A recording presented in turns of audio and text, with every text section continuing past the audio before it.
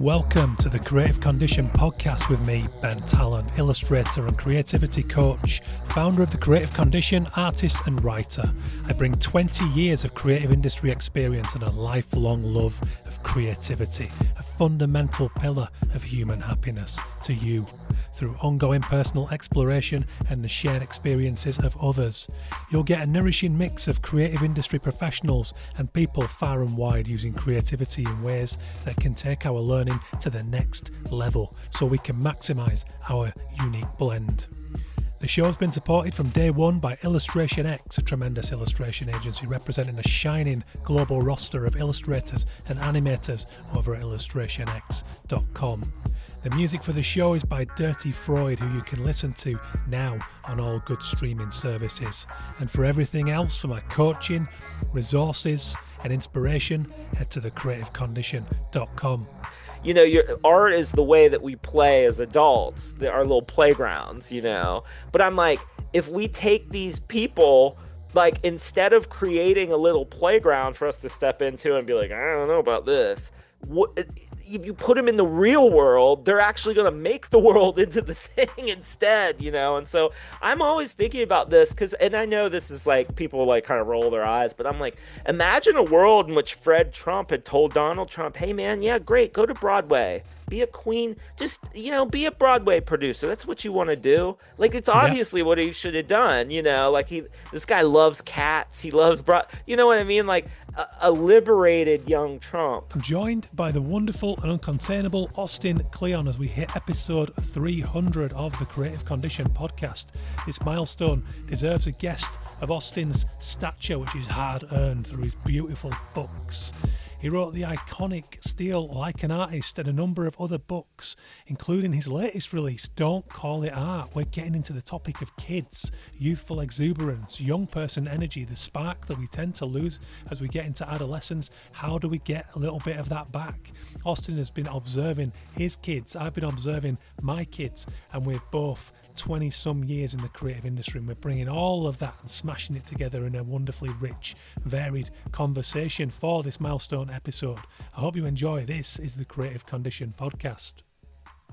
How are you doing, guys? My name is Ben Talon. I am the host of the Creative Condition podcast as we hit the iconic 300th episode. It's not iconic, is it? Where did iconic come from? Pulled that one out of my ass.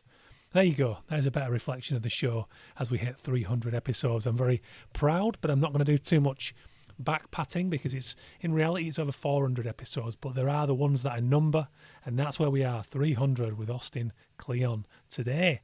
So his book is incredible. Don't Call It Art. I love that term because, well, kids don't call it art. That's the point he's making. They draw beautiful things, they screw it up and they walk away and they go on to the next thing because they're about feeling and process and uncertainty, and that is what we lose. And right now in this moment of AI and automation and, you know, geopolitical fuckery, well, we're losing all of that, aren't we? We're becoming algorithmic, AI powered. Do we want that? I don't want that. Austin doesn't want that, and that's what we're talking about today. So I hope you enjoy this conversation. Thank you to anyone who listened along this wild ride of 300 episodes. You are massively appreciated. I would not be doing this without you, and I would not be doing this without the sponsors of the show. Founding sponsor, Illustration X. You can check out their global range of illustration and animation portfolios at illustrationx.com. Paradiso Institute recently on board, doing incredibly new and empowering work as a non-profit, supporting the creative industries to help them get their brilliant point of view, leadership, bold, brave creativity that they feel is lacking in this current moment. That is perfect for today's conversation. The Ukrainian Institute, supporting the brave and embattled Ukrainian creative community in a horrific time of war. Support their artists, check out their roster, share some work, commission somebody if you can, ui.org.ua. And last but certainly not least, bringing them back to the show for a new stretch in collaboration, it's Fileco. So Fileco, if you remember when I released The Creative Condition, my second non-fiction book, I released a limited run of foiled prints that said The Creative Type, and they helped me out with the beautiful, sparkly, textured foiling, and that's what these guys do. They do it with zero waste. They're an incredible organisation based in the Northwest. They've been on the show some time back, but we have come back together for a new stretch, so check them out. Their work is stunning. They were at the Paper Show in Manchester last week doing their thing, and fileco.com, by the way, they file just about anything on paper that looks beautiful with their hot stamping files. 35 years of industry experience. Check them out. Browse their range. I once got to visit their factory in Warrington. It's absolutely stunning. So they were showing me the zero waste processes, right on board with the message of this show, which is environmentally friendly as best as we can be. We're about sustainability. But check them out. I'm delighted to have them back on board. And whether it's a book cover, whether it's a print, whether it's a beer bottle, whether it's anything that you can think of that you can get filed, these are the people to do it. So check them out, fileco.com. So Austin's new book is a thing of beauty. Structured in 10 lessons, basically. Let's have a look. I'll pull it up. Don't call it art. It's awesome. I know loads of people who've got it. They've hit me up on LinkedIn. They've had theirs come through already. The back of the book says just make stuff. So there's 10 kind of chapters for this book. Number 1, throw out the instructions. Number 2, don't take things too seriously. Number 3, give yourself time, scale and materials. Number 4, permission to be bad. 5, believe in magic. 6, think outside your head. 7, problems of output are problems of input. 8, borrow a kid. 9, nothing is wasted. 10, you don't need a vision. We're getting into these topics today. We're having a really broad range conversation. I'm not going to tell you too much more. I'm going to let you feed on Austin's beautiful, warm, electric energy that I immersed myself in for about an hour and 20 minutes. So it's a long one. So get the kettle on, strap yourself in and enjoy this show. If you want to work directly with me, I am a creative coach. I adore this work. I'm working with a close friend, which I can't tell you about just yet, running a studio, writing her book, book coaching her to write her book, which is a beautiful experience. I love helping people to shape their story, to find the best bits, to interview them over a long period of time to get all of their great stories, warts and all, the flaws, the things they consider failures, the triumphs, and we bring it all together in a big messy story and make sense of it. If that sounds of interest to you, I would love to help you become the author of the life you want to live, since we're talking about books today. I love the book coaching. I also do the Pit Stop flagship session. Check it all out at thecreativecondition.com/coach if you want to elevate your game. Otherwise, plenty of free resources on there. I cater for all budgets. 300 now plus episodes of this podcast in the archive, all free thanks to the sponsors to help you learn. The reading list, if you want to read beyond and get into books like The Anxious Generation by Jonathan Haidt, Don't Call It Art by Austin Kleon. It's all going on there on the recommended reading list. Unheard, The Medical Practice of Silencing, from a recent episode with Regeshri Derriowan about deep listening in the medical practice. Loads of great lessons for creativity. It's all going on there, thecreativecondition.com. But that's enough rambling. Let's get into this awesome and deep conversation with Austin Kleon. I would love your feedback. ben@bentalon.com or message me on LinkedIn. That is the best way to contact me. I would love to hear from you guys. Please do so, and let's soldier on into the next century of episodes. Love you all. Cheers for listening. Enjoy. Yeah. But I'd love to just tee you up with a little story. So I've got this drawing here, Please. which I stole this from the local market. So I'm in Salisbury in the southwest in the UK, and Okay. it's a very quaint market town. It's a nice place to raise a family. I wish it had a little bit more creative spark. We're trying to work on that. But Yeah, sure. what's awesome is, so they had this market, and there was a kind of dinosaur dig thing set up for kids, and they had a little drawing table. They had a sand thing where you dig up little fossils and all this cool stuff. So we took the kids down there when they were about 3. And I saw this little boy making that drawing, and I was spellbound, because I've been an illustrator for 20 years, right. And I also teach and coach and do all the other things around it, as we tend to do. Yeah. And so I was just in awe. I've got a very organic, naive style, and I was watching this little boy make this incredibly naive drawing of a shark, and my jaw had dropped, and I'm thinking, that is incredible, what I'd give for that drawing. And to the point of your book, which I'm sure you'll be able to elaborate on in a moment, the kid just tosses the thing aside, runs after his dad, and I gave it about 3 minutes and thought, he's not coming back, I'm having that. So I grabbed it and I stole it and I took it home, and I've had it on my studio wall ever since, and I've written pieces about just that piece of artwork, because it's incredible. But there's magic in the fact that little boy does not give a shit. Didn't care, just left it. Yeah, that was it. I mean, and that's it. And that story is pretty much good night, folks. Like, that's the book. That really, like, that encounter that you had, that was the kind of encounter I was having, like, on a daily basis with my own kids because they went about their work with that sense of, I mean, it wasn't even work, it was just, they were just doing stuff. They were making stuff, they were drawing. And I just was just so, just watching my son Jules draw when he was like 3 was just like the most fun I've ever had watching someone else work. Maybe other than like watching Elisa Loose skate or something like that, but he would just like be in it. And Jules would do this thing that I loved where he would stop in the middle of a drawing and he'd just kind of stand back and look at it and he'd pump his fists like he was like, he would like get pumped up and like shake and like be visibly like excited. And then he would go back to it. And then, he'd look at it when it was done and just like throw it on the ground. He would just throw it and then start another one.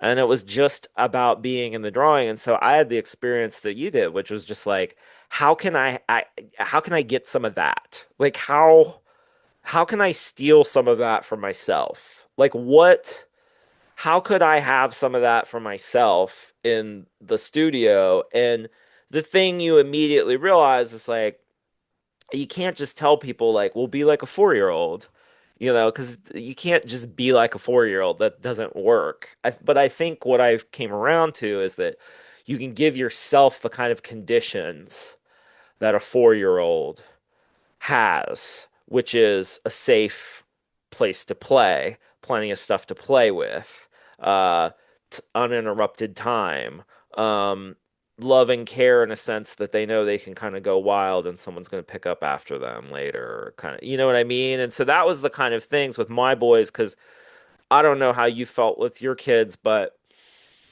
people kept asking me like, well, when are you going to do a book about how to make kids more creative? And I'm like, they don't need a book. Like what they need is for me to stay out of their way mostly, and give them the right stuff. But otherwise, like, there's nothing I can actively do other than to set up the world for them where they can let it rip.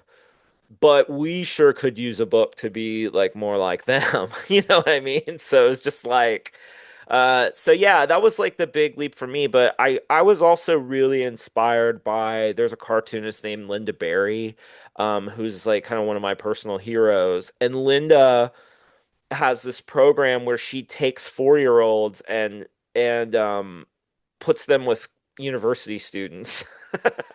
Because her feeling is that there's no one sadder than like a PhD student, like a graduate student. Like they get very sad. They've like been in school forever and they're like cranking away on this thing. And she had this idea that if she could pair 4-year-olds with grad students, that they could kind of heal each other, they could do some healing work together. And so I stole a lot from her when I was with my own kids, because I quickly realized that, so many of the problems I hear from the people who read my books, for my audience and stuff like that, I really did feel like, a lot of this would go away if you just spent the afternoon with the 4-year-old. I kind of like got in that, if Yeah. you could get in that 4-year-old mindset, for, and not the whole time. And that's something like with the book is like, you can't run your whole career like a 4-year-old, right? That's not the point of the book, right? But there's a time and a place to let that kind of wild creative kid that we have in us out. And that's what I wanted to write about. Well, I think it's a beautiful angle. I think it's just so natural and raw from kids. And now, of course, it's a misconception to think we can just consciously return to that, as you just said. But I think the point is, and it almost reminds me of those beautiful things where you hear about kids of that age going into care homes and spending time with elderly Yeah. people. So Yeah. many benefits that come from that. That would be too much of a segue. But I think that there's something about, I would love, as an artist, I would just love to sit in the middle and be unseen and be invisible in the middle of Yeah. those kind of conversations. And I think it's about a mindset shift, isn't it? It's about that idea that you can practice spontaneity, and that simplicity is so hard to achieve and get right. I have one of those Yeah. illustrative styles you can probably see on the image behind me up there. It's not I one of my love kids. it. That's one of mine, and Yeah. that takes a lot of training. That's that Yeah. to unlearn to that Yeah. degree is really the skill in that, and you can spend decades trying to get that right. So I can completely see the angle of just spending time around 4-year-old kids, because that's beautiful, and there is so much they can teach us, and there's so much that I've learned just from your book as a parent. And it's not necessarily about parenthood either, is it? It's not everyone's got access to kids. And I love that you say borrow a kid in the book, Yeah, which is yeah. fantastic. But So there's so much that you're saying that I'm like, stop, let's unpack this. Because yeah, like, yeah, first of all, like your point about all the training it takes to have your style. One of my favorite quotes that I came across was by this painter named Sam Messer. And he says, people come up to me and say, my kid could do that. And he turns around and says, yeah, but you couldn't. Because it's like, yeah, but you couldn't, and Picasso was such a great he said this over and over again. He's like, it's taken me my whole life to return to the way that these kids draw. Like you have to go through that whole cycle of absorbing everything and mastering and then going back to like square one. So like that thing that you said, I think is really beautiful and something I wanted to address in the book. But the other thing that you said that I'm like really, really interested in is you've got kids on one side, like you'd love to pair like preschoolers with like nursing home or seniors, uh and put yourself in the middle. I am in the middle of that right now because I have aging parents, and then I've been around like little kids, and I think that's what middle age is in a lot of ways. And I think it's really interesting when you hang out with both groups. What they don't have is a lot of worry. I think a lot of like artists worry, what if I'm not any good? What if I starve to death? Like, what if people laugh at me? What if like they have all this like anxiety and worry and everything? And I think that the older you get, the less the worries disappear. That my experience with older people, I have a neighbor. It's actually cognac night tonight. I have a neighbor who's 77, and we have cognac every week. So and getting so he's let's see, so let's he's like 30, he's like 35 years ahead of me, and my kids are like 30 years, but like so he's like 30 years ahead of me, and like my kids are like 30 years behind me, right? And so I think the one like really rich thing about middle age is that you are in between those. And I think you need them because what this age is about is a lot of worry. You got a lot of yeah, responsibilities. You got a lot of stuff on your shoulder. For one thing, you're raising these little kids. If you have kids, you're raising little ones, and then you got these aging parents. And it's like, if they're lucky to still have them be alive and that kind of thing. And so it's like you are kind of in the middle. You are holding a lot. But I think that what I'm really interested in is this idea that we can kind of generationally teach each other, and not in the sense that it's always backwards, like my neighbor that I drink with is telling me all the time, you want to be part of something that's growing always. And so I think that's like the gift of kids is that they're just coming alive to the world, so they don't know all the names for everything. They don't know what everything is. They haven't figured things out, and that's what makes them so creatively powerful. Because when we're in middle age, we're like, well, I pretty much have everything figured out and I'm bored. That's kind of what depression is. I think hmm depression is when your brain is certain that it's seen it all, like in a sense, in that there's not really anything, left to live for because it's like, I've kind of like, I know everything that's out there. It's a kind of certainty, and I think certainty is kind of the death of any creative urge because I yeah. think the creative urge is very much about like going out and discovering things. Even if it's like, well, I've got an hour, I've got a blank piece of paper and my stuff. What's going to appear? You know what I mean? So I didn't mean to derail you, but like some of the things you were saying, I'm like, these are my favorite things to No, talk it's about. I love the organic conversation. It's all I have a skeleton of questions, but there's no way Yeah. there's no wrong path, But I think again you hit on something really important there, and I'm on the tail. I'm 43 now, and I'm on the tail end of a I'm the severe same mid. age. I'm about to turn 43, Oh, by the okay, way. brilliant. So like Uh, like next okay, week. Yeah. okay. So yeah, so there's going to be okay. So well, I think we're going to get each other here. This is good. Um, but I'm on the tail end of a severe midlife crisis, and I'm not Yep. talking about sports cars and affairs, but I'm talking about the existential. I'm an artist. I've got that Yeah. brain, and you alluded to it there about the sensitivity and the worries and the neuroses. I don't know if that's the right word, but it's like we tend to be quite caring people, or at least we see the layers in the world. And Yeah. the downside of that is we just send ourselves into spirals of unnecessary weight on our shoulders. Maybe sometimes it's necessary, but I think a lot of the time it's inflated. And Yeah. there's something about both of those ages that you mentioned there where they've just completely shed inhibition for two very different reasons. Yeah. Uh, and that's beautiful. And I'm trying to get back to that kind of reckless bravery that I had when I was 28 and starting out as an illustrator with, a few hundred quid in the bank and people, my sort of dad Yeah. going, "Are you sure that's going to work?" And I'm going, "No," but No. but in here I feel that it will. So I'm going to give it a Yeah. good go because I'm passionate Yeah. about it. And kids are awesome at that. Um, But Again, maybe like not the most. you're right on. I think we're right on time too. Like some of my reading, I'm really into Jungian stuff. So like I find that Yeah. Jungian therapy is like really helpful for midlife because you're not even allowed to become a Jungian therapist until you're like 35 or something. So they're Jung was great at like thinking about midlife. But like the thing about like what you're saying too is I think that creative, imaginative people, when they're young, I think if I was going to build an art school, which I never went to art school, so I don't even know what art school's like, but I would counsel creative people. One of the things I would love to say to creative people now that I'm older is say, hey, you have an imaginative brain. You can think of the most beautiful things, and you've got all the stuff you want to do, and you like want to make all this stuff and put it in the world. It's a double-edged sword because we never talk about the dark part of imagination.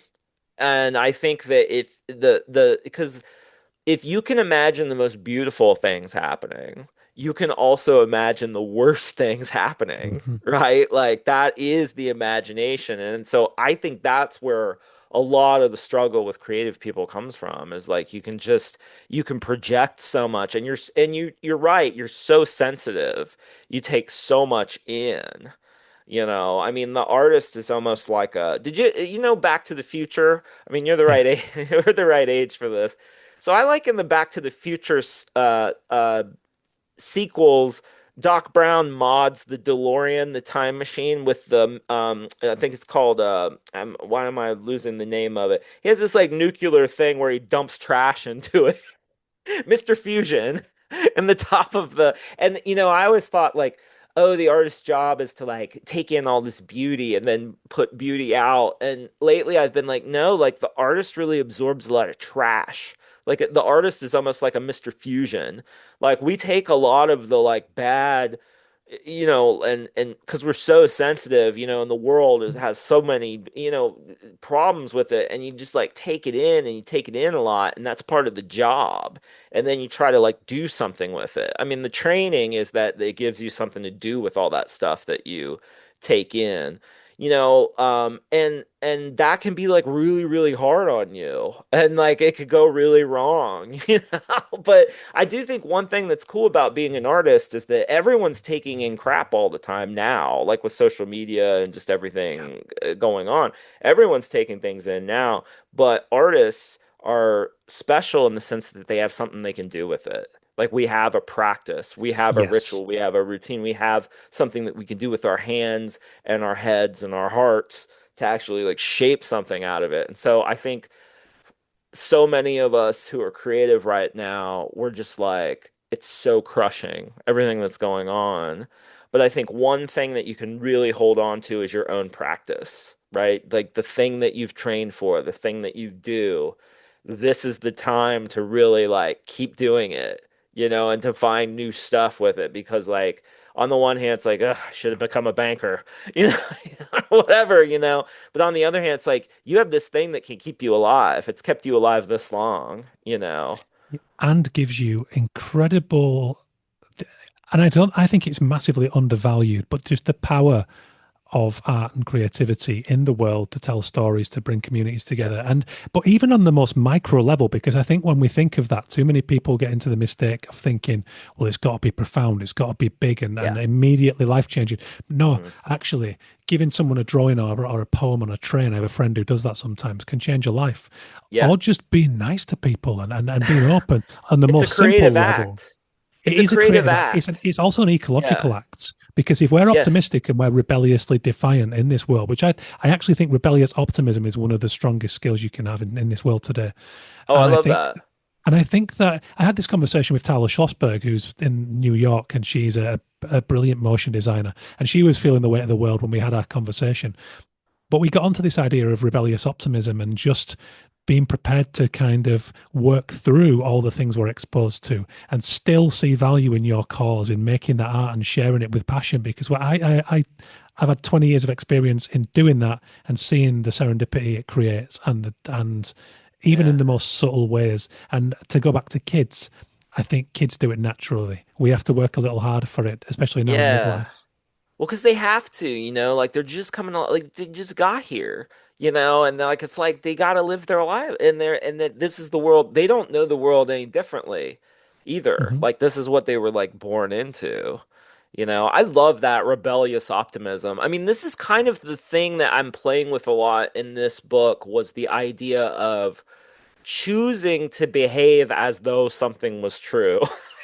Like, I think, like, because I think when you get to I think this is something that when you're younger, or at least like in your 20s or something, you think that you need to be like super authentic. Like that the beliefs you hold need to be things that you like, that you're super interested believe in and whatever. And I think the older I get, the more I'm like, I'm interested in believing in things that the outcome that are it's not it's almost like a kind of pragmatism. It's like what is useful about this belief, right? So one of the things I was playing with, and I was inspired by Elizabeth Gilbert and what she writes about in Big Magic, but this kind of idea that like, what if you just choose to believe that there's magic in the world? Like, what if you choose to believe because kids think the world is magic because it just makes sense. Well, like, well, I have thoughts. Why wouldn't a tree have thoughts?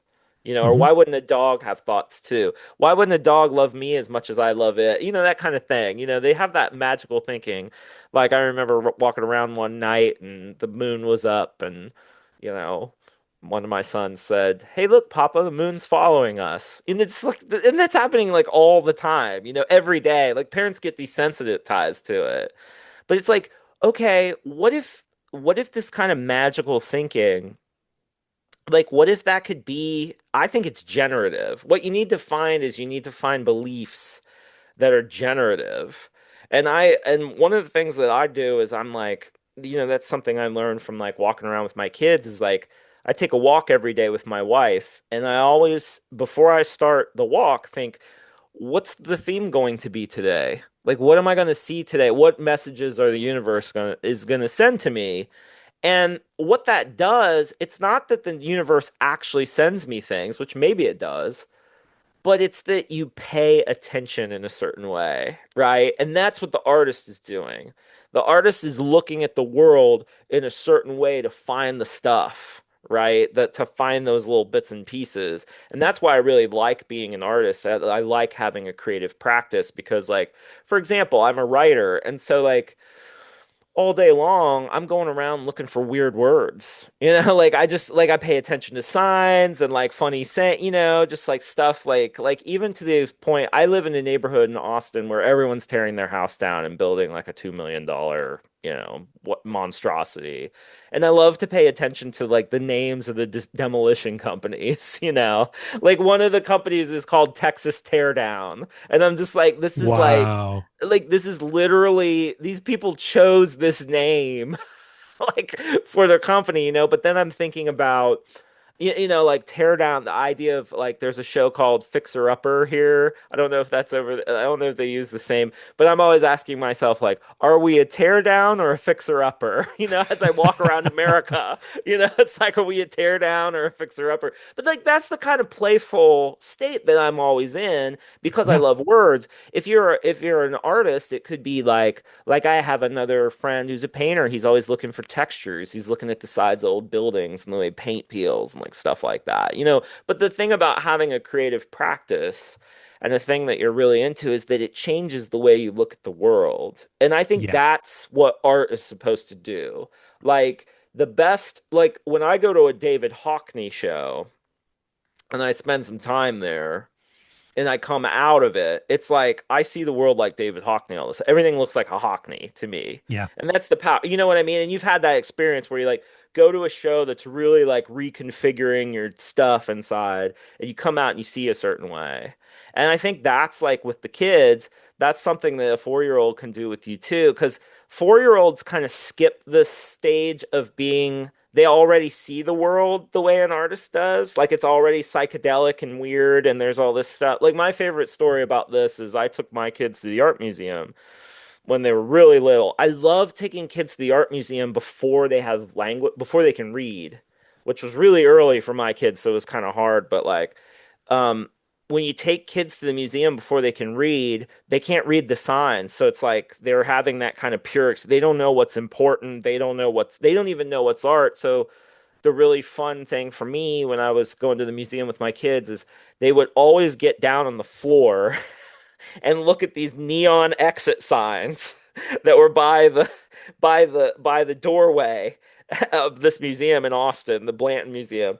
And I have pictures of them both on the floor, like looking at these signs. And I thought, oh my God, they don't need this. You know, we're walking around this museum and like these kids, they don't need the museum because the point of the museum for us is to spark something in us, to get us to wake up Mhm. to our environment, to see something new. But they already have it. They don't need the museum. Everything's art, you know? Well, they just want to run around the big open space. Yeah. And like they want to run around and look at all the cool stuff. And when my kids were looking at those exit signs, I had this flashback to being in the Art Institute in Chicago here, which is just fabulous. I mean, just like some of the best. If anyone's ever watched the movie Ferris Bueller's Day Off, which is also our generation, they go to this museum that I'm talking about. And I remember getting in this so much. Do you ever do this? Like when I go to an art museum sometime, especially if I've had like an extra cup of coffee or something, I just start vibrating, especially when I'm in a good museum. I get like sensory overload and I just like kind of get in this like, ooh, like just this overstimulated kind of crazy state where I'm just like, I get really greedy and I want to see more. And like I'm going around. I remember one time I was in the Chicago Art Institute and I saw this machine sculpture, this like sculpture that had this like it was like it had all these dials and it like looked just like a machine and like there was this big like tube that ran up and like into the ceiling and I was like, "Whoa, like look at this sculpture, dude. This is crazy. What do you think this is? I don't see a label for this thing." And whoa, cool. And I like went over to the museum guard. I said, "Excuse me, ma'am, do you like know what this thing is? Or like do you know who made this? Or is there a label somewhere I can see?" And she looked at me and she goes, "It keeps the paintings from melting." It's the That's AC. It tremendous. is like the AC system, you know.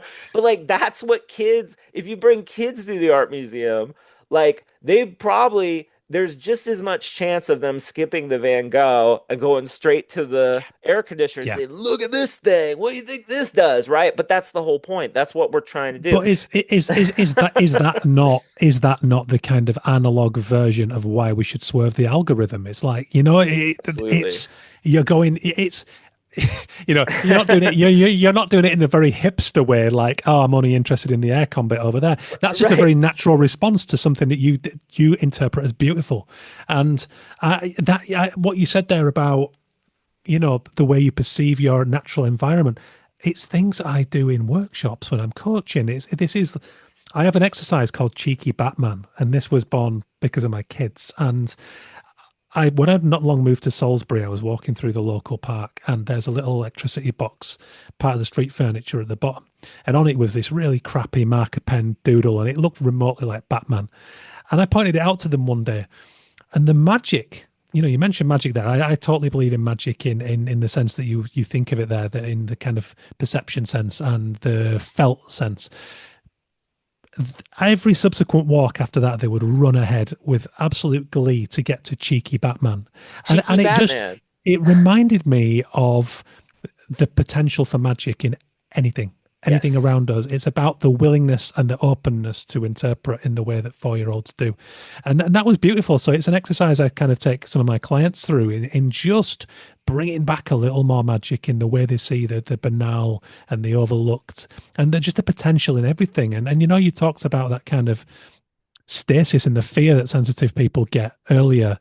Well, yeah, we're getting drowned in information and the sense that we need to be all things to everybody and learn these tools and AI. And I was relieved to hear you talking on another interview about, your own kind of, let's just say, dubiousness, to keep it light, of AI. But Yeah. also the fact that you just are analog. I'm completely analog. My organization system is still an A5 school exercise book. It's like, and it's Yeah. not a choice. That's just, I have to do it that way. That's how I'm wired. But I don't know what my point is in all of that. But it's like, No. it's Well, like I if the computer it's I don't know. So like 20 years ago, people have asked me so much stuff about AI and I'm such a Linda Berry disciple that when I met Linda 20 years ago, longer than 20 years ago, 21 years ago, I got to talk to her a little bit, and she said, as long as the hand is in it, I'm good. Like, because I was talking to her about how well I make some of my drawings on the computer, and I could tell she was like, but I was like, I use one of these Wacom pens and whatever, and she said, well, as long as the hand is in it, that was the thing she said to me. But the thing is like 20 years ago when the internet was really like coming alive, just going crazy and everyone was starting a blog and there was all this potential, I kind of took a step back and said, I think I'm going to throw in with the handmade because at the time I felt that it was a differentiator. Like I was like, hey, like there aren't that many people that know what a scanner is and know what how to run one, and not many people know how to optimize an image so you can put it on your blog. I mean, this is going to sound like ancient history to people, but there was a time where one, you didn't have a cell phone that you could just take a great picture of something with, like, or get a drawing up on your blog. You'd have to have like a flatbed scanner or something. And then even when you did take a scan, you would want to make that image low res enough that people could actually like download it, like, and it would come up on the internet. You know what I mean? So it's just like things like this. But I thought even at that time, I thought, drawing, using things by hand, that was going to be a thing that differentiated. So I was doing it almost like as a kind of like, well, I don't want to be like everyone else, which is a natural creative impulse. But then the thing that happened through all that is it's like I discovered, oh, wait a minute, this is literally a different way of processing the world than clickety clacky on the computer or whatever. That the experience of having tactile materials, you mentioned your notebook. I'm like, where's my notebook? Oh, it's in my pocket. Just like this is just so this experience is unbeatable. It really is. And I think the one thing that I would say is that to me, I'm going to use the word magic again.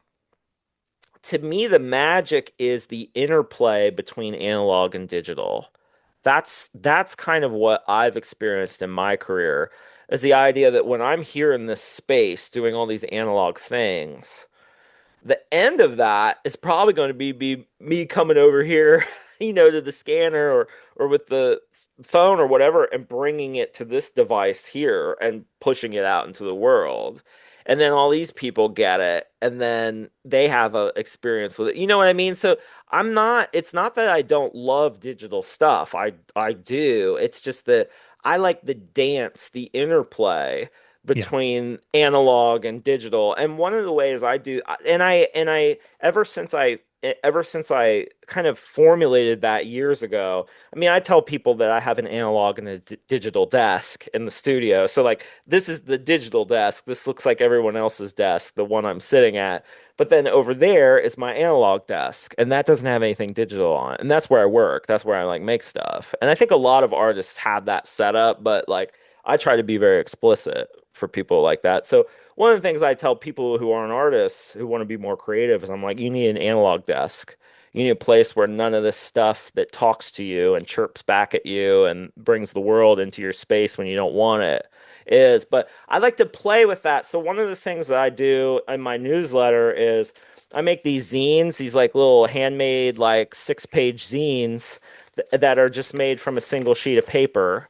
And what I found out a while back is that, oh, you know what I can do is I can make one of these, make a PDF of it, and put it online. And then people download it, and they can't really read it as a PDF because it's all wonky and weird. It's like upside down and stuff. But they have to print it out then. And then they have to make the booklet themselves with their own hand. And I have a video showing them how to do it. So that is one of my favorite things to do in the newsletter is to make a new zine, upload a PDF, and then where people can download it, and then watch people do it. Because what I'm doing is it's like I'm making this thing. It's like a very explicit thing of what I'm doing most of the time with my work is I'm making this analog thing, then I'm digitizing it, putting it online, and then asking people to make it into an object themselves and use their hands. Because I think most people just like don't use their hands anymore.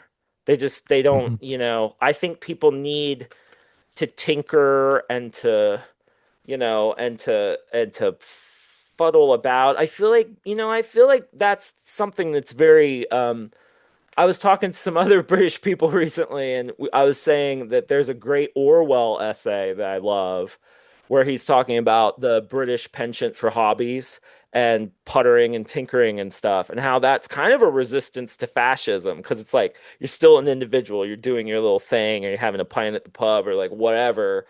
And I was talking to a few other people like, yeah, that's kind of disappearing a little bit. But yeah, I kind of get what, on we're always romanticizing each other, I think, from across the pond. Yeah. But I do feel like people need hobbies. Like one of the things I love to think about is like there are so many of these tech barons that, like Elon Musk, I'm always like, this is a guy that needs to take up woodworking. Like, Yeah. if this guy, I'm always like, if Elon just would take up woodworking and have a shop, it, it would solve so many of our problems. Because these guys, their hobby is like ruining the world, right? Like, that's their hobby. Yeah, it's Their true. hobby. I listened to the Daily Stoic, and I heard you on there talking to Ryan about Yeah, that about yeah, Hitler should have gone to exactly. art school, and I it's mean, so true. yeah, It's so yeah. true. By the way, I loved your Elon should be deep into World War II books at the time of his life. That's fantastic. Well, like But Trump it's wasn't true. we're dealing with this guy who used to be a TV host. He was like a bad real estate guy, and then he was a TV show host, and now he's the president. And he wasn't really a problem when he was a TV show host. And that's the thing Mhm. about the arts, because everyone wants to talk about how artists are so great and like, oh, creative people, blah, blah, blah. And I'm like, the other thing about the arts is that you kind of take these people that aren't great at life and you have a place for them. You have something Mhm. for them to do, you know? And what's weird now is that we exist in this time where the arts have been so devalued and kind of shrunk and stuff that now we kind of police ourselves in this like way that like, well, artists need to be good people, and I'm like, and it's kind of funny because I'm like, well, the problem is if you kick all the people you think are bad out of the arts, you know what they're going to do, right? They're going to go into the real world. The arts at least is this kind of like, kind of this I love the way Brian Eno is a hero of mine. And the way that Brian Eno talks about what artists do is they create these worlds for us to step into and say, do I like this? Is this the kind of world I want to be in?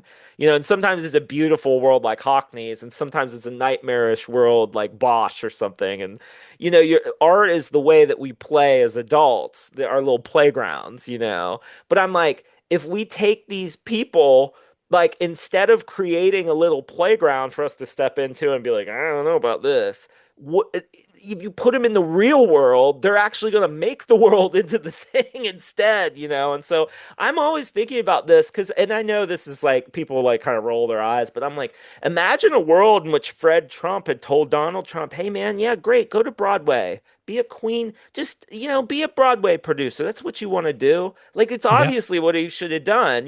Like, this guy loves cats. He loves you know what I mean? Like a liberated young Trump, you say, Yeah. you Well, know? when you strip it right back, it's about releasing those big feelings and big emotions, which kids are good at doing. And when they're facilitated in a way that you're brilliantly documented in this book, it is magic. It goes back to that word. And yeah, I interviewed a local drama teacher. She's a drama and English teacher, and she Yeah. loves theatre. And she told me that invariably the kids who are the first banging on her door every session are the ones who've been booted out of the other lessons. Yep. And one of the things she gets them to do is throw a chair across the room in the first session because Amazing. it's a good thing in drama. And it actually takes them a little while to get them to do it because they're so used to They're like, being bollocked for it, I'll be and their thrown out. identities are built on mischief or misdemeanors. That Yeah. when they do it, they go, and that's a good thing in here. And she goes, yeah, and this is why. And then they move forward.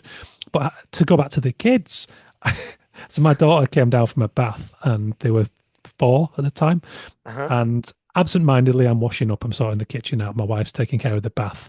And I noticed a little Kinder chocolate bar on top of the microwave. And without even thinking, I just unwrapped, shoved it in. You know what you do when you're tired at the end of the day. Yeah. And then they come downstairs and she goes, right, that's, good girl. You can have that chocolate bar now. And I think, oh, shit. And so she turns around and I goes, I'm so sorry. I've just eaten it. Like I can run up to the shop and get another one. And my daughter looks at me with absolute fire in her eyes. And she ran across the room, dragged a drawer open, pulled out a pencil and a piece of paper and practically ripped the paper she was drawing so hard. But do you know the famous painting, the Saturn devours his son? Yeah. It was like that. She drew this big warped version of her with my legs hanging out of her mouth and handed it to me and went, Daddy. And that was it. And but what a beautiful way to express that rage Right. in such a primal, unconsidered, like raw moment like that. Yeah. If only these world leaders had been taught to do that.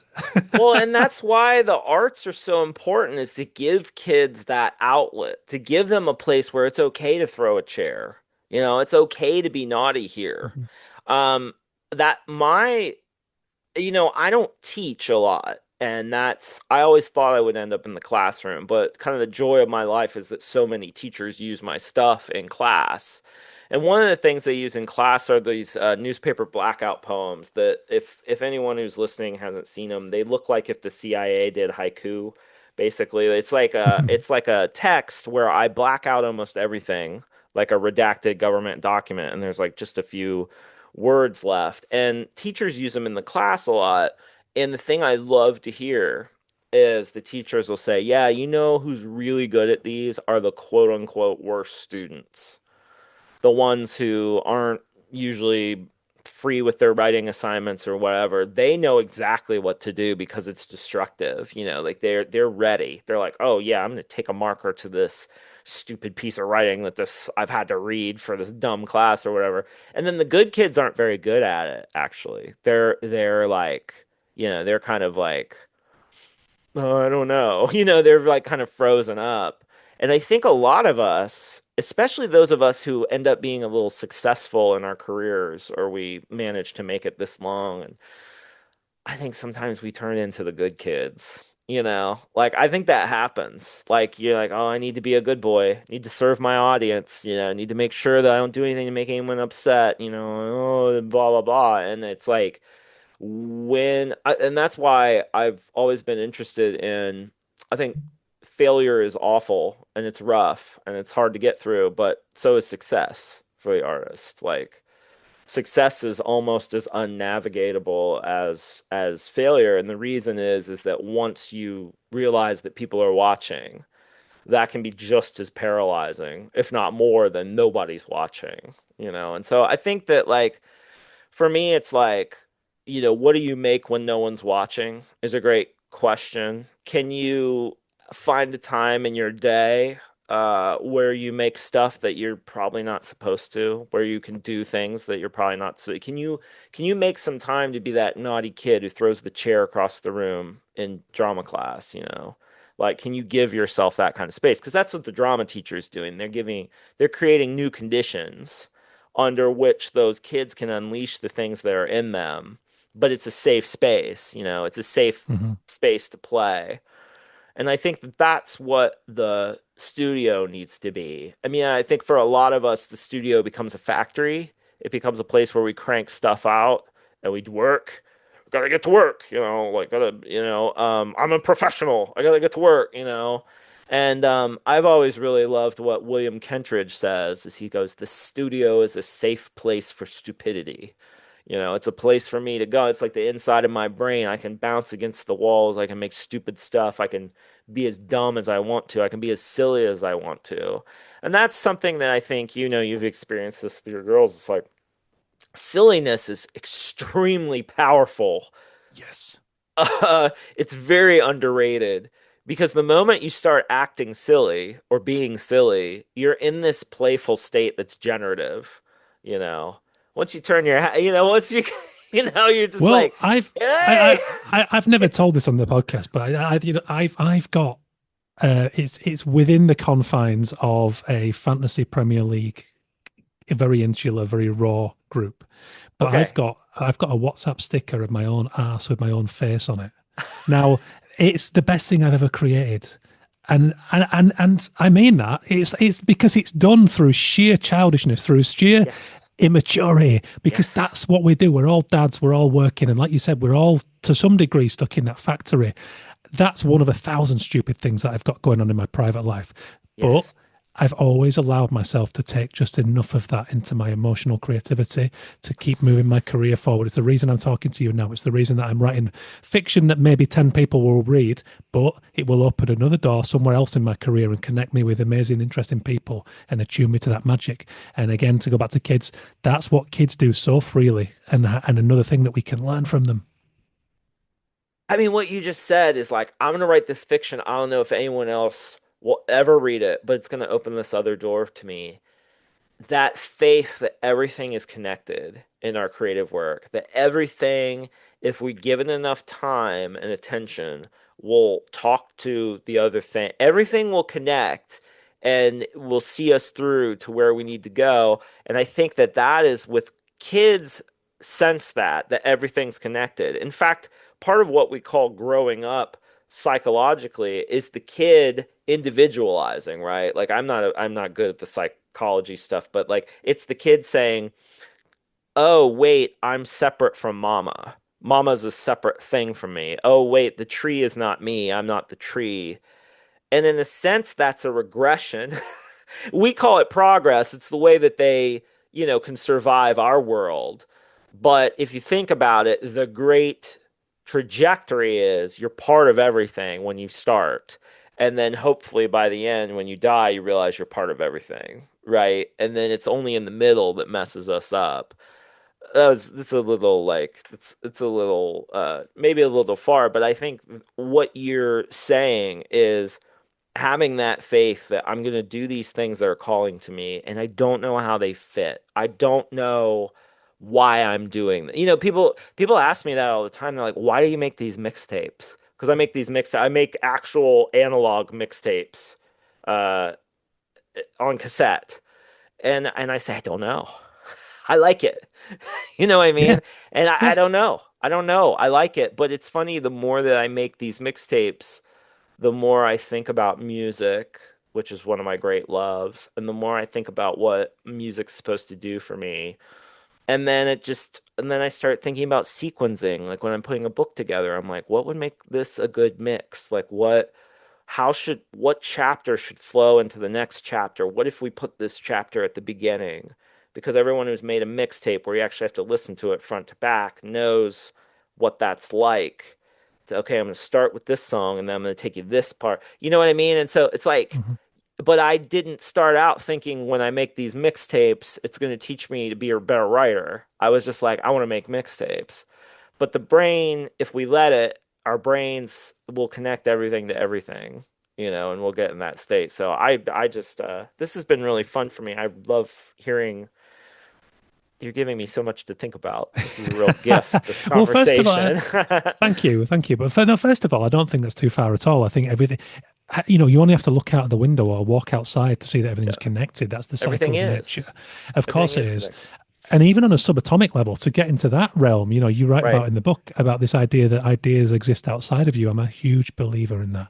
Yeah. There's a reason why things sometimes don't happen or take years to happen, or that kind of sequential thing where things will come into your life in a seemingly random but poetic order. And whenever I've followed that thread, great things have happened, interesting things have happened. So I continue to do it. And this is sort of getting into that territory of the misconception of we have, confidence comes before action. No, no, no. It's completely the other way around. Like I've heard you say, and I can't remember where. I listened to a few other interviews to prepare for this, but you talked about just making something, making a mark. And whenever I get a fresh illustration commission through the door, I shit myself over the blank page, and it's like every Yeah. time I think I've lost Yeah. it. How have I ever done, upheld this charade and all that stuff that goes on with the inner critic. But I'm aware of that now, so I push it with one side and I just splash some ink on a page, or I make a line Yep. and guarantee you the first thing that I put on paper that feels good in some way to me unlocks everything, and then everything Yeah. else comes. Not always easily, but it comes, and I'm in the flow, and then that's it. Whereas that paralysis, that anticipation, and it goes into that other thing you said in the book about you don't need a vision. And I think that applies to career, to life. It's about feeling and being attuned to things and making, responses according to that. That's where the joy is in life. Otherwise, you become that factory worker that you mentioned.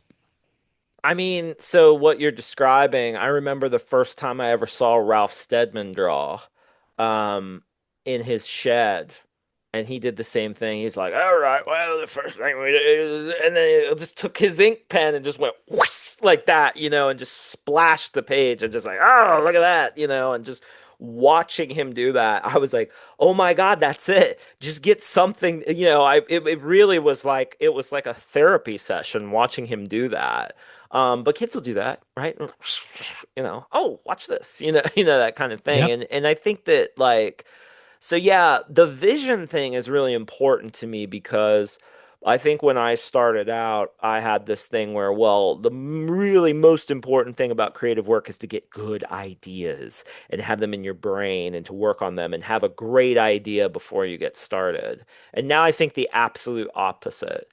I think what's really important is to get started and to see what starts to appear and to let your hand teach your brain as much as your brain is teaching your hand. And one of the things that got me thinking about, we talked about imagination earlier. I used to be very, you know,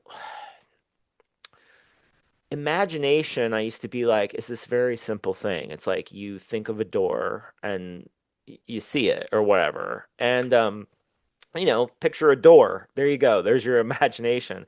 But then I found out about this thing called aphantasia. And it's when people can't make mental images in their heads. And it's something like 2 to 5% of the population. Like if you ask someone, can you picture an apple in your head? Like, can you see what color it is? Can you see what texture it is? Can you can you rotate it? Can you look at it? The A lot of hypervisual people like me can be like, yeah, I know what it looks like. I could, whatever. My wife is a person who can't. She doesn't picture things in her head that way. She could tell you what an apple's kind of like and like what an apple is, Mm. whatever. But and I discovered this about her, and she has a master's degree in architecture. So, so as I was learning about aphantasia, one of the people that has it is this guy named Ed Catmull, who co-founded Pixar and ran it for a long time. And he says, "Okay, so if you can see an apple in your head, does that help you draw it?" He's like, "It's still almost impossible to draw what's in your head. So why would you think that having pictures in your head is some kind of creative superpower?" He said, there are a ton of animators here at Pixar. They have to make a million sketches before they'll get that thing that they're looking for. And the beautiful thing about it is that they stumble onto things that they didn't know they were looking for, which is the whole point of creative work in my mind, pun intended. Um, and I just this rotated, this like shifted everything in my brain because I thought, what if you go about your work more like an aphantasiac, where it's like, I have a picture. Even if you have a picture in your head, it's like I have a picture in my head of how I want this to go, but I'm gonna hold it very lightly. And the minute things start happening on the page, I'm gonna let go. Because I think what kills a lot of people is that they have all these ideas in their head about what this next painting is going to look like, about what their year is going to look like, about what their life is going to look like. And the minute things on the page or out in their life don't match the picture in their head, they either get depressed or they want to give up or they like whatever, you know? And so again, it's that idea of like visions can be just as destructive to us as not having a vision. And so in my that was just a long-winded way of saying I have learned to start from that place that you're talking about where it's just like that kind of beginner's mind, kind of emptiness, like, hey, it's okay to have a vision, but I think the thing that I'm really the line that I didn't put in the book and I haven't put anywhere yet, really, I think I put it in the newsletter, is like your plan gets you as far as the desk. Basically, your plan gets you as far as the studio, right? It gets you to the desk, and then all bets are off, right? It's like the Mike Tyson thing. Everybody has a plan until they get punched in the face. It's like, well, yeah, Yeah. everyone's got a plan until they pick up the pencil, like that. And to be open to what's happening on the page. And I think that's what kids do. Kids are like, whatever's happening on the page, that's what's happening, and if you can get in that zone, whether it's strumming a guitar, whether it's kneading clay, whether it's drawing an illustration, if you can just be there and be in that experience and let what wants to appear versus what you've got in here. I just think it's like this really beautiful, creatively fruitful place to be. And I can't help but think in terms of whatever I learn from being with paper and ink helps me when I'm out in the world because I'm thinking to myself, and this is why I think that the traditional idea that parenting or having kids ruins your creativity or whatever, I really wanted to push back on this because the thing I noticed is the more I learned with my kids, the more I could bring that stuff in the studio and vice versa. I was like, hey, when you come into the studio with a big plan and then you try to like do everything according to plan and it doesn't go right, it feels terrible, right? Why do you not think that's the same when you take your kids on a day out? Like, if you start with this plan, you're like, I'm going to do this thing with my kids, and we're going to do this, and then we're going to do that, and then we're going to do this, and then things start going awry. But this wasn't the plan. It'll ruin your day, right? Instead of saying, oh, well, this is happening now. Let's see what happens, right?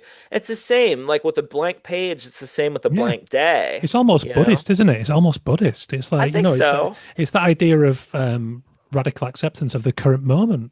And there's great Yeah. comfort in that, but there's also great curiosity in that. And this is the thing too.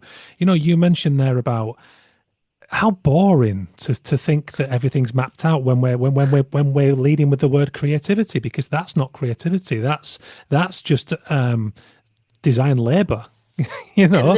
And to get back to the AI stuff is like AI is for people who know exactly what they want. And I'm not like that. That's not how I work. I don't know what I want when I start.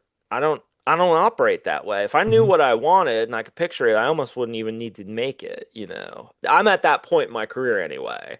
Is that when I start on a book, I know I want a book at the end, but I don't know for sure what it's going to be. And I'm hoping it's much different than when I started out, Yeah. because if not, I didn't go anywhere, right? I Yeah. didn't learn anything. And so, like AI for me right now, it's like, well, I want a picture of like Donald Trump rotting in the sun by the pool or whatever, like whatever it is. Okay, well, okay, there it is. That's about what the most average person who made that's completely average, right? Because it's mathematically average. Yep, there's a Yeah. picture of Donald Trump melting in the sun, whatever it is, So it's like, but for me, it's like, what if you start? If I was trying to draw Donald Trump rotting in the sun or something, and I ended up drawing my uncle instead.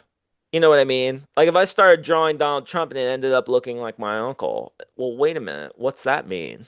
Right? And all of a sudden I'm in, you know what I'm saying? Just like something like that. I don't know. I just made that up. I would never, I love I it. would, you That's know what I so mean? good. But it's like that's the kind of stuff that happens where you actually learn about yourself and what's in Yeah. here. One of the things another thing I rage against is not only this idea that you need to have an idea before you get started, this idea that you need to know who you are before you get to work.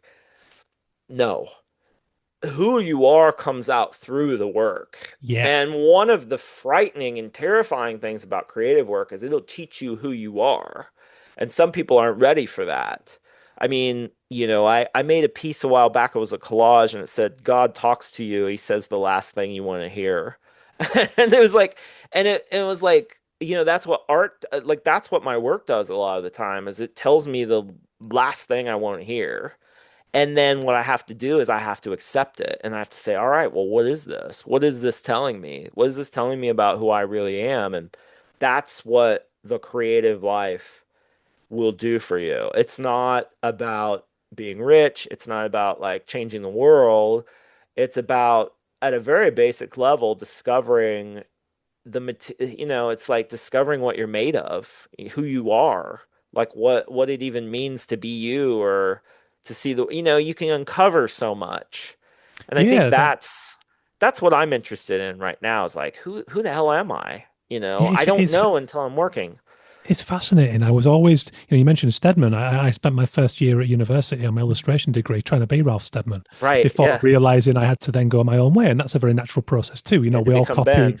and then go, well, why was I drawn to Absolutely. that? What does it say about me?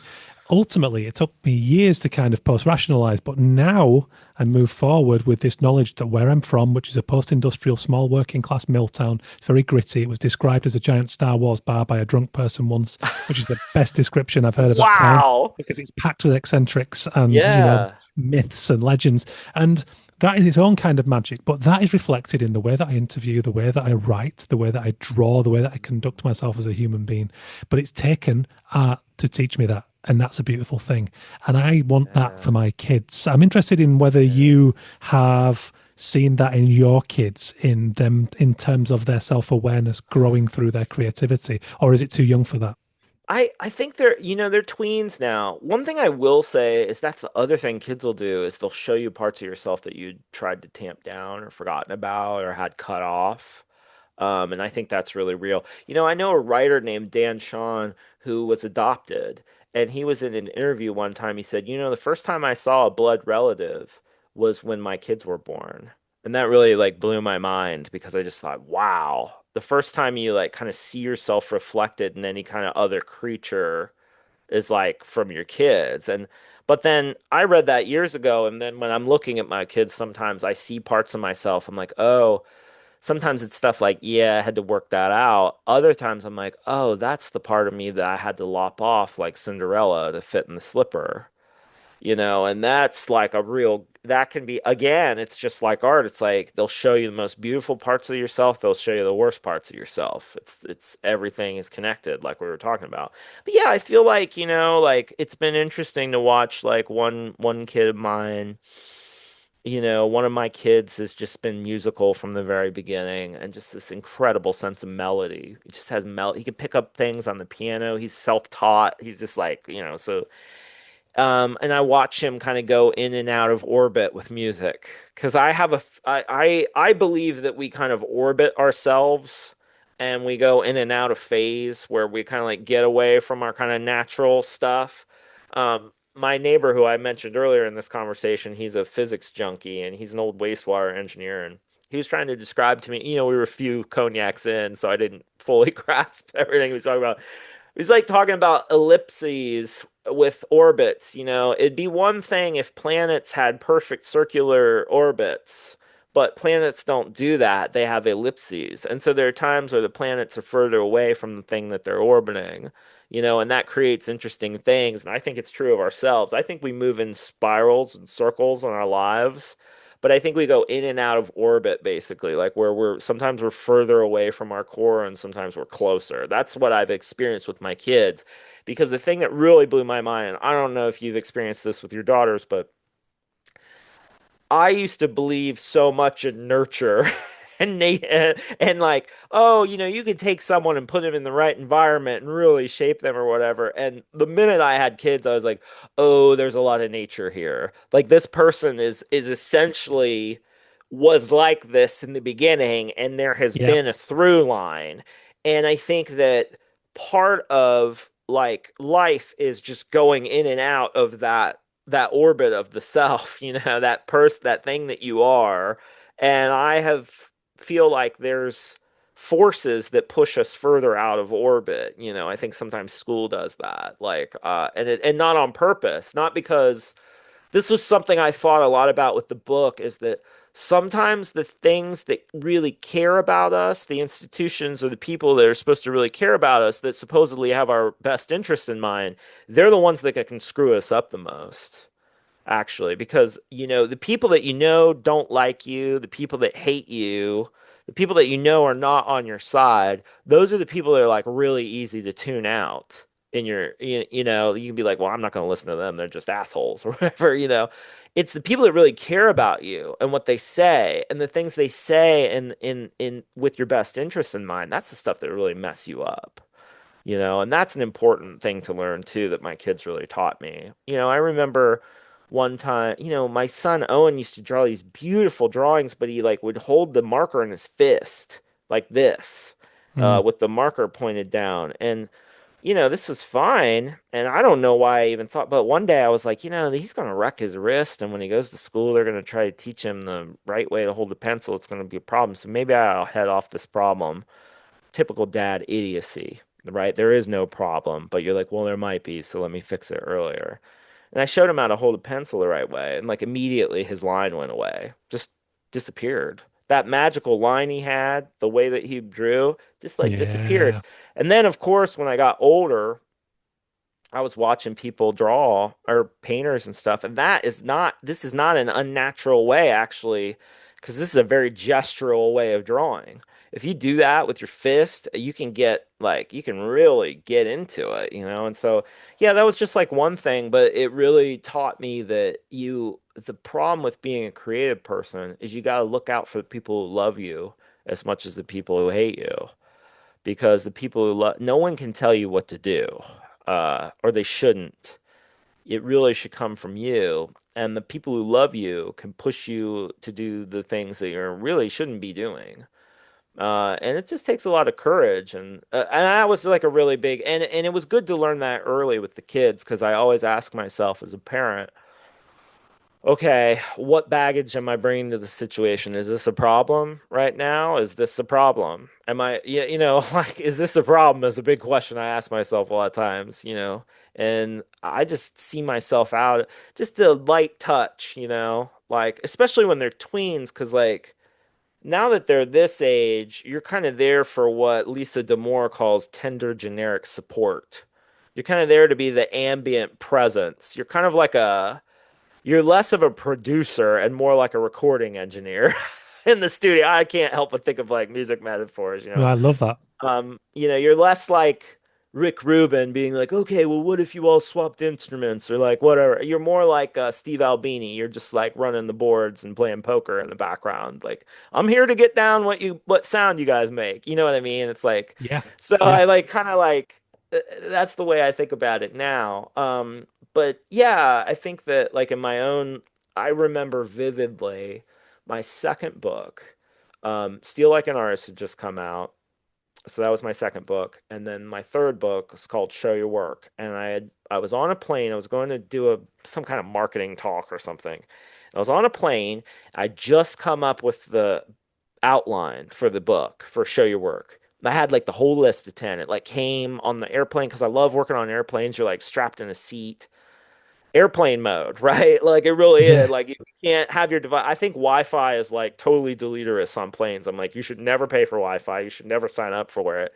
You should take that time you're on a plane to really just be gone and be in that. So anyway, but I had figured this out. I got off the plane, and this guy I really looked up to, who I still do, and is a very, like, has always been a great supporter of mine, and has always been nothing but kind. I went into that uh, lunch. I had lunch with him. He was speaking at the same marketing conference, and we sat down to lunch. He's like, "So tell me about what you're working on." And I should have known right then. Oh, I'm working on a book. It's going well, and not talk too much about it. But I'm such a mouthy person, as everyone who's listened to this knows by now. Like, I love talking. I love talking about what I'm working on. And I was talking about what I was working on. He says, "You know what you should do? Can I borrow your notebook?" And I was like, "Oh, sure, yeah." And he took my notebook, and he said, here's the cover and here's what it's called. And he gave it, like, he drew a cover and he wrote the title of the book and he gave it back to me. And I was like, wow, this guy really cares about this is a really nice thing that he's doing for me. And it fucked me up for like days afterwards and sent me into this death spiral because I had been working on this thing and I'd finally figured it out. And here's this like kind of caring mentor figure who's like, this is what you should do next. And it really just threw me for a spin. And thank God I'm married to the woman that I am married to, who's my editor in my first reader. And she said, fuck that guy. Don't, you had it. Go back to what you got. You know what I mean? But that's just, I was 20, I was 30. I wasn't Mhm. like a kid. I was like a 30-year-old, and that's still that impressionable. I thought, well, this person really cares about me. He seems to care about my work and like gave me this great gift. He knows I'm trying to work on this thing, and just screwed me up completely. So those kind of things can happen over and over again. And so one of the things I do now that I'm an older person, and God help the people that come to me for advice, like, but like when I'm dealing with younger people and especially my kids, the first thing I'd say is, do you need help? That's the first thing, because a lot of the time the answer is no. I don't need help. I'm good. I'm good, Dad. Great. And if you do need help, do you want to know my opinion? You know? And just to lightly, to not just because I think a lot of us think, oh, wisdom is always like teaching is always good. It's always good to be taught and to impart wisdom. And actually it can be a violent act. It can be a kind of projection. It can be a forced, nasty thing to put our learning on someone who's trying to figure something out. Because what we're doing is we're taking away from them the chance to figure it out on their own. And that was something that I learned really early on. And so now, even when colleagues like will send me a manuscript or something, I'll say, "What kind of feedback do you want on this? Do you just want me to be like, yeah, this is cool, or like, do you want line edits? What stage are you at?" I'm very light about what do you need from me, and to try to really figure out with them, like, okay, is what I'm saying, does that make sense? And It it absolutely makes sense, and it makes me think of you used music as your kind of modeling, and I often go to sport, big sports fan, and I think of great coaches like Sir Alex Ferguson, who I loathed growing up just because of team allegiance, okay, yeah, and yeah. but he, what I found out from a book, his biography, was that he didn't even do the coaching. He would just watch from the kind of upper window of his little training ground office and would let the players like that. The famous Manchester United team that won the treble in 1999, they were coaching themselves. He had such belief in them that they had their on pitch leaders. There was such a high level there of standards that he knew that his job was to do exactly what you just described and just kind of be and step in at the most diligent moments and know exactly when to step in. And there's this story about how he sat down next to Wayne Rooney before the Champions League final in the dressing room, and he just leaned over and he said, "Remember where your granddad came from." And it was just his way of removing the fact he was on like 200 grand a week and he was a celebrity, and it just brought him Oh, right back to his why. That is masterful coaching, and that's there's that. There's Ben Ryan. I interviewed Ben Ryan, who's a gold medal winner with Fiji Rugby Sevens, and he said he had this kind of speech planned before the final to motivate his team. And when he walked in the dressing room, he managed to kill his ego enough to recognise that they were just popping the ball nonchalantly. They were sitting around having drinks. Their socks were rolled down. He thought they've won this before they've even got on the pitch. My job here is to fuck off. yeah. Because you And play that, sports just like you play music, right? You play. yeah, yeah. Like, But for parenting and for creative mentoring, it's really the same. It's about trusting. yep, It's about trusting, motivating in a sense that you give them the space, the tools that you talk about in your book, and trusting. then yeah, and you just step in at the moments when you really know it. And to do that, I think you have to know Uh, who you're working with. You have to know the personality, and yes, that's where the skill is. And it sometimes it takes an ego death to actually do that, but it's true. absolutely. And trusting, that's something I learned from the writer John Holt, who wrote a bunch about child development and how kids learn. He said, everything I'm saying is to trust the child. Trust that the child is trying to live like that they're trying to learn, they're trying to become who they are, and to trust them. And he said the problem is that most of us growing up have been taught not to trust ourselves. Like a lot of us have been taught, don't trust yourself because you're not trustworthy.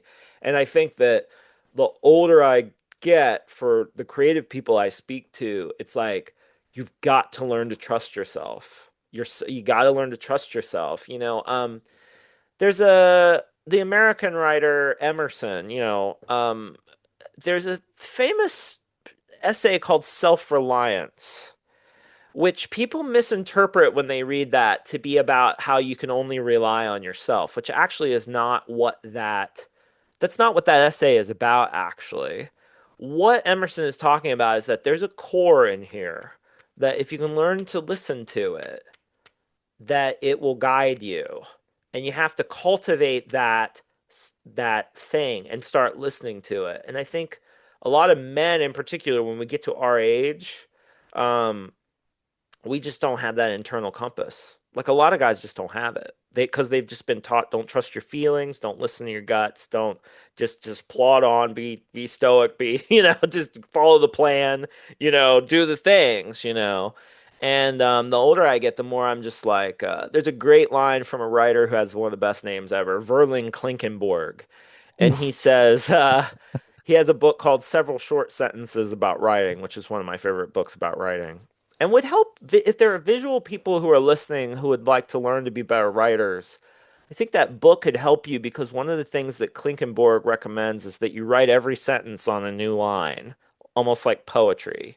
And I think for those of us who are visual, that's very helpful, but that's a detour. And the thing that Klinkenborg says is that who will give you the authority to believe that the things that you notice are worth noticing? He says, no one. It will have to be you. And that's what kids have, that internal authority. They're like, no one needs to tell me what I like and what I don't like. I like what I like and I do what I want to do. And like they have that kind of sense of internal authority. And we all have access to it, but we have to give ourselves permission to say, wait a minute, I'm the expert on me. There's no one who can ever be the expert on me. When you're talking about coaches, it made me think about my wife because my wife edits everything that I do. And she has learned over time that being a great editor is like half her architect. It's the cool thing about being an editor is you're basically a therapist that gets to fix things. So you kind of therapize the writer, but then you get to fix the manuscript. There's something that you can actually, like an object that you can fix. And the thing that fixes me every time when I write something and it's just not there yet, she doesn't have to tell me. She looks at me and she says, what did you really want to say? And I look at her and I go, and I say it. And she goes, she doesn't have to say anything else. And I go, all right. And I go back out, and it's the best. What did you really want to say? She just holds it. And sometimes I can self edit now because she's given me that space. And that's what the best coaches do. They like, what was the kind of space that the coach put me in when I was at my best? Can I do that for myself now? So there are times where like, I'll sit in here and I'll be like writing something. I'll be like, God, this is dog shit. This is really bad. Um, and I just think to myself, what do you really want to say? How would you say it to at cognac night? What would you say? And so like the gifts that and I think that's like with my kids is I just want to be that coaching presence. I want to do what you talked about. I want to be up in the box or I want to go into the room and be like, they've got this. I want to Mhm. have that, but to be there when they break down and they need it, but Yeah. to otherwise just be that ambient presence and they know that I'll always be there for them. Yeah. But the artist life is such a solitary one in so many ways that we have to learn to do that for ourselves. So the question is like, how do you do that for yourself? Well, as we talked about earlier, you don't have to believe in yourself, right? You really don't. Like I mean, you just have to do the stuff. And that's Yeah. the thing I tell myself over and over again, because I know my limitations. I know what I'm dealing with. I know how rotten I am. I know how lazy I am. I know all these things about myself. And the job is to put that aside and pretend like I'm great, or just not even pretend, just to make stuff, right? Yeah. Show Like, up, do why the not? work, Show take up an and do action, work, and make feel it. stuff. and Yep. follow the feeling and trust it. Yeah, Yep. it's habit forming, isn't it? You just Yeah. practice, practice, practice. I could talk to you all day. I'm going to have to let you go in a minute, but no. I think speaking of editors, that my fiction editor, I both love and hate him for coming up with the best title that I'll probably ever give anything. And I wrote this story about ghost discrimination, and Oh, it's about a TV psychic who is okay. being haunted by a rapper's ghost because he denied the presence of the ghost, thinking that people wanted the zeitgeist ghost, which was old ladies and Edwardian boys. And I was struggling for a title for this ridiculous story. And again, this is the stuff where I probably think I probably shouldn't write that story, but I'm going to do because I've got this idea and I think it's good. And he came back and he just went, "How about Died and Prejudice?" And I just went, and like I almost shouted in the cafe when he came back to me with that. But again, it's the outside presence, and that's a form of coaching. It's Yeah. just someone who sees you and gets you, but they only see you and get you if you learn yourself to be yourself. Anyway, So yeah, that too. So the Michael Crichton, who wrote like Jurassic Park and all those other books, he said that the job of the editor is you're building a ship, but you're inside the ship, you're down in the boiler room, and the editor stands on the dock and says, "It's a speedboat. You're building a speedboat." You know, like you think you're building like a sailboat or a big pirate ship, and the editor says, "It's a speedboat." Shouting from the decks. And I do think, and actually, titles are tricky for me because I rarely come up with my own titles. I usually have to steal them from somewhere. But I do think really good advice is to let someone else title your stuff, is to have that kind of like, what do you think? Oh, there you go. Died yep, in Prejudice. Yeah. yeah. Love it. Uh, This has been well, really fun. yeah, no, likewise, Austin. Thank you very much. And the book's incredible. I'm glad you Thank wrote it. you. It was a joy to read. Kids, don't call it art. Yeah, don't call it art. It's just about, it's because in my notes I've got kids, don't call it art from one of your quotes. So, That's um, right. but it's a brilliant book. When is it out? It's out in the States June 2nd, and I think it's same in the UK. I think it's out June 2nd. I think we're having like a worldwide release, which is weird. I've never had Yeah. that before, which is kind of fun. So, yeah, and anyone who wants to know more about the book, call the crib, same number, same hood. I'm austincleon.com, and my website will spit you out to all the books and the newsletter that I do. If you've liked my ramblings in the past, hour or so, you might like my free Friday newsletter. That's a list of 10 things I share every week. It's kind of my favorite thing I do, and that's where a lot of people like kind of discover me for the first time. It's a good way to kind of get an inside look at my world. Tremendous. I'll get all the links out there. And thank you ever so much. This has been a Thank pleasure. you. This has been a real gift, Ben, so thank you. Couldn't thank Austin Kleon anymore for taking the time out of his promotional schedule around Don't Call It Art, his tremendous new book, which I think all you guys could really benefit from. So treat yourself to record this podcast. It really does mean the world, 300 episodes into doing this, or at least 300 numbered episodes. In reality, over 400 episodes. Just when people give me their time. In many ways, I'm still locked in 11 years ago when I first picked up a microphone and started to ask people if they'd spare me an hour to have a conversation. And when people started saying, yeah, I didn't see that as, they're getting anything out of it. I thought, oh, fantastic. They're prepared to talk to me for my epoxy little show as I fumble around on GarageBand and YouTube learning off teenagers how to do this thing, because that's where I was. And in many ways, that's still where I am. Still YouTubing stuff on GarageBand. Still very much a producer, amateur.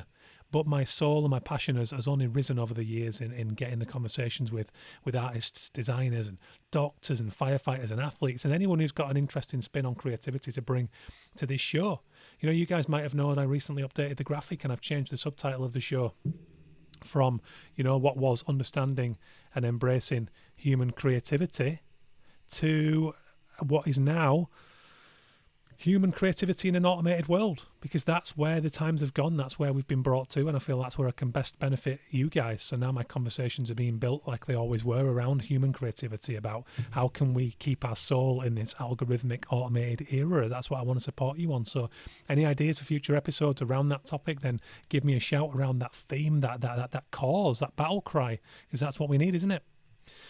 So I would love your feedback as ever, ben@bentalon.com, if you want to work with me directly. Also get in touch. I do a lot of coaching opportunities, let's talk about that. We'll talk about budget and how I can elevate your game and get you some great value in terms of just working with you, telling your story, you know, getting that forward motion and getting that self-awareness that just empowers us, so that we can bring that energy like somebody like Austin Kleon, because his self-awareness is through the roof, and I love it. But it's also the humility and the willingness to go, actually, those 4-year-olds can teach me something. I hope you enjoyed that conversation. I took so much from it. I do from every conversation I do on this show. It brings me so much pride that I'm still doing this after 11 years and that there are still people listening. So thank you kindly. If you do get a chance to leave me a little review or a rating or a subscription on the platform you prefer, that would really, really help me to keep moving forward doing this. And equally, if you share with a friend, just tell a friend. I love it when people pass on the word of mouth. Podcasts kind of travel by word of mouth for people's passion, don't they? So if you do love what I'm doing, I would love you to go and do that. Thank you, guys. Big thank you to the sponsors who've made this possible since day one. Illustration X, founding sponsor. Brand new sponsor, Foilco, who've come back on board, another podcast OG sponsor who've come back to support me again for another run. It means the world. If you want anything stamping, hot foiling, it's beautiful, beautiful stuff. They're a UK and global leader in the foiling industry, so check them out, foilco.com, for all of their wares. And Paradiso Institute, big voice, big new, bold, brave industry supporters doing a lot of great work that's launching soon. The festival later this year in October in Merida, Mexico, and loads of great stuff. Check that out, paradisoinstitute.com. And last but certainly not least, ui.org.ua for the Ukrainian Institute, who are supporting the bold and embattled Ukrainian creative community during a horrific time of war. The fact that these guys managed to retain their magic, their zest for creativity, says so much about them. So check that out, ui.org.ua. Thank you guys so much. Thank you for anyone who's been here since day one, been here for a moment, been here just for this show. You're welcome. I love having you here on board. I would love to hear from you, ben@bentalon.com, for any feedback or suggestions for the show. It's been a pleasure. I hope you've enjoyed Austin Kleon today. That's about it from me. Stay creative. Have an awesome week. Thank you, guys.